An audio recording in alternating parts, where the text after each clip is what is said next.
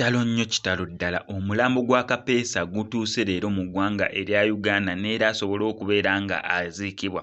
KAPESA wabaddewo bintu bingi nnyo ebyogerebwa ku ye oluvannyuma lw'okufa kwe n'era abantu bangi baakola discussion ez'enjawulo. Kituufu afudde, kituufu tannafa, kituufu afudde, kituufu tannafa, mulamu nedda yafa nedda mulamu. Kubanga okusinziira nze bwe nakolera story nagikolako dda, actually nsuubira wayiseewo n'emyezi giyinza okubeera nga giwera ebiri. Wembeera siri mistaken.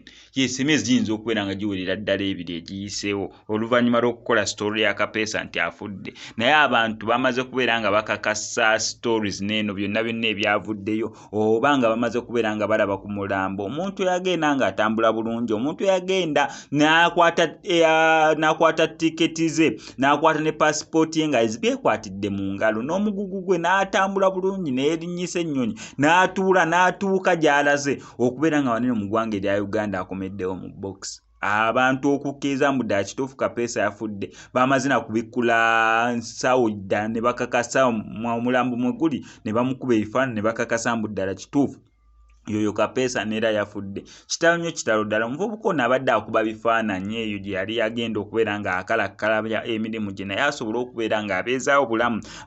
Famire ye asobola okubeera nga agiyambako balabe basobole okubeera nga bagoba olumbe lw'obwavu. Kitalo nnyo kitalo ddala ekyatuuse KAPESA n'era amaziika ge engeri omulambo gwe gye gukomezeddwamu mu ggwanga erya Uganda. Amaziika ge ngenda sigala nga nkuwa updates ku gwo. Bantu bangi bavuddeyo okubeera nga bamukungubagira naddala ba TikTok kubanga eyo gy'abadde asinga okubeera nga ali famous, n'abaana abali eyo ebweru nga bamutegeera nnyo n'era nga abayimbi bangi babadde akuyeko ebifaananyi naddala nga bagenze eyo mu nsi z'Abawalabu. Kitalo nnyo kitalo ddala. Updates zonna ngenda sigala nga nzikuwa wano ku SMX Media. Ano ku SMX Media ngenda kusaba kimu subscribing onye notification bell eyo nga tunateekayo updates gwajjo sooka okubeera nga oziraba. Still wano ku SMX Media tutambula ne Akivumbi omulombi w'edduwa kugamba nti gwe wenna mukusomozebwa okw'enjawulo ebizibu eby'enjawulo bya family, bya business, bya relationship ajja asobola bulungi nnyo okubeera nga akulombereddwa. Mukubireko ku enamba y'essimu eri kapapula ebisigadde obimulekere. SMX I sign out.